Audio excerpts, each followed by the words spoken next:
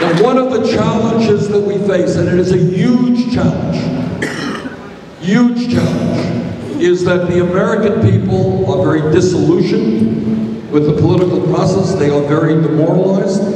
In the last midterm elections, 63% of our people didn't vote.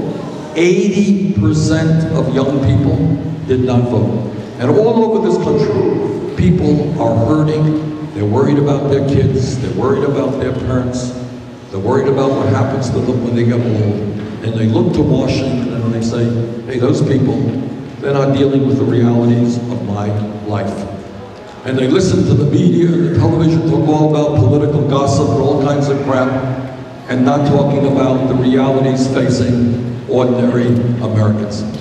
Media looking at politics as more a baseball game or a soap opera, rather than addressing issues as to how we transform America. What we need to do, in my view, and I'll do it with your help, and we have a website which is going to get better and better. It's called BernieSanders.com. We want your ideas, we want your feedback, so we have to go forward together. But essentially what we need to do is create an agenda, a very clear agenda, that makes sense to working families all over this country as to what the government should be doing to transform our country and improve lives for our people. What I want to do now in a few minutes, and you'll forgive me, I'll be pretty brief and move pretty quickly here. I want to touch upon what I think should be an essential part of a progressive agenda. And the first issue out there is when you talk to people, when you go up to people, when you do polls, what people always say when you ask them what is the most important thing on their minds, it's a four-letter word called jobs. Jobs. And the reason they say that is they know that unemployment is much too high. They worry about their kids being able to get a decent job. They worry that at the age of 50 they're going to be laid off and not be able to get a job that pays them half the wages they're currently earning. So in my view, we need a major federal jobs program that creates millions of decent paying jobs.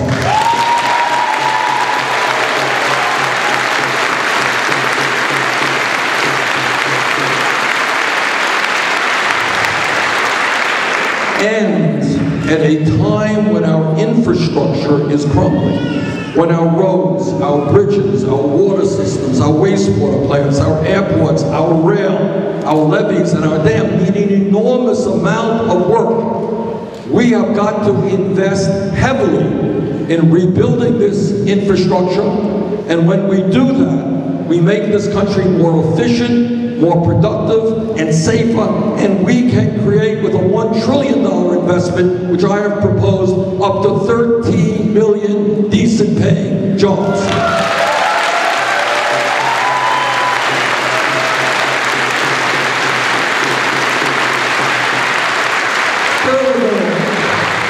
It is not only a question of creating jobs, which we have to do, it is a question of saving and preserving jobs.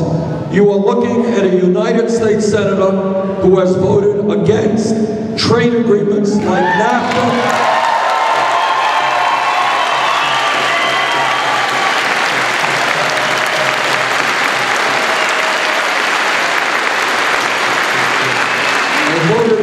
NAFTA and CAFTA and permanent normal trade relations with China, and I'm going to help lead this opposition against the Trans-Pacific Partnership.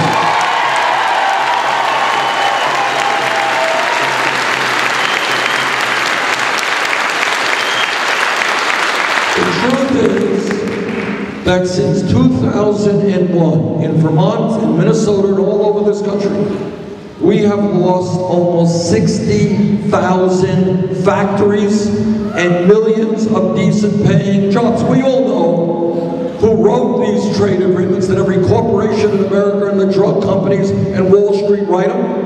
And what their goal is to create a situation where they can shut down in America and move to low-wage countries. And our job is to tell them that we want trade agreements that are fair for American workers and workers abroad, and we want them to start creating jobs in America, not just in other countries around the world.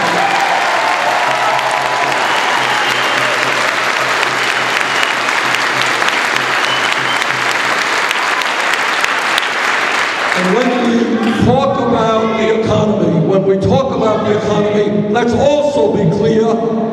that millions of American workers are working in wages which are much, much too low.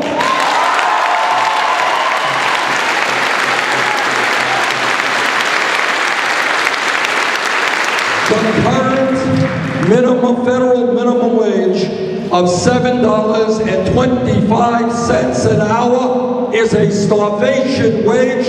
We have got to raise it to a living wage.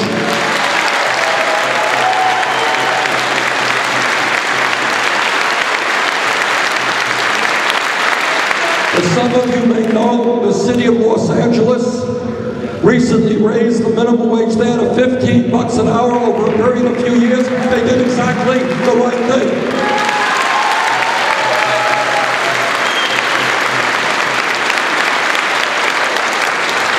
Further, we must establish pay equity for women workers.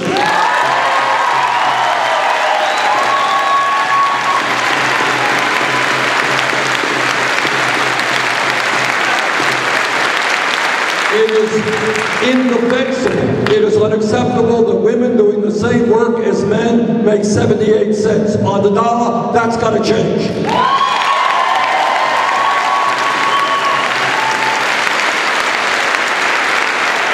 And we have got to respect the working people of this country and know that every worker in America has paid sick leave and guaranteed vacation time.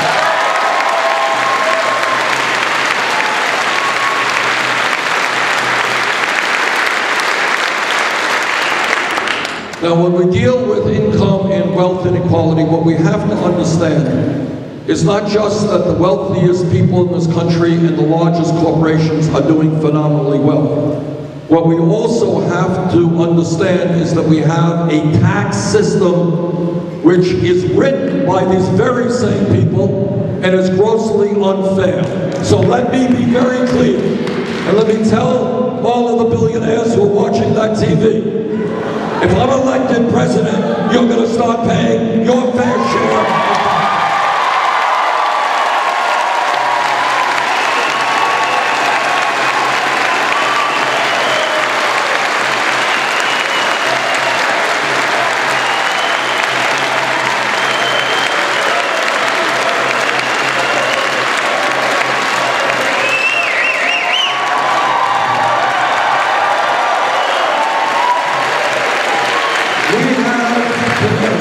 If you can believe this, we have a tax system which allows huge and profitable corporations to stash their money in the Cayman Islands, Bermuda, Luxembourg, and other tax havens. And in a given year, some of these large, profitable corporations pay zero in federal income tax, and we are losing well over $100 billion every year because of this tax loophole. Warren Buffett, one of the richest guys in the world, reminds us often that he, a multi-billionaire, pays an effective, i.e. real tax rate, which is lower than his secretaries, lower than truck drivers, and lower than nurses. At a time when the wealthiest people are doing phenomenally well, when we have massive income and wealth inequality, when we have huge unmet social needs, these people will start paying their fair share of tax.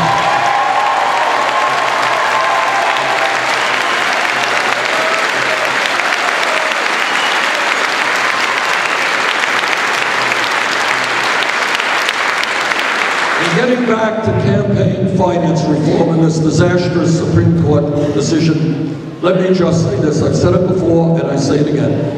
If elected president, there will be a litmus test for my nominees to the United States Supreme Court, and that is they will overturn this disastrous Citizens United decision.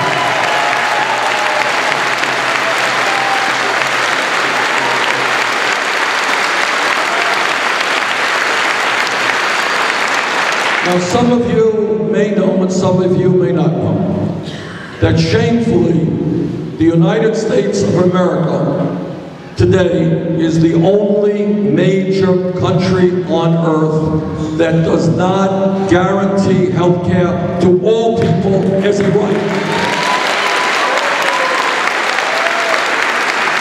And together, we're going to end that disgrace.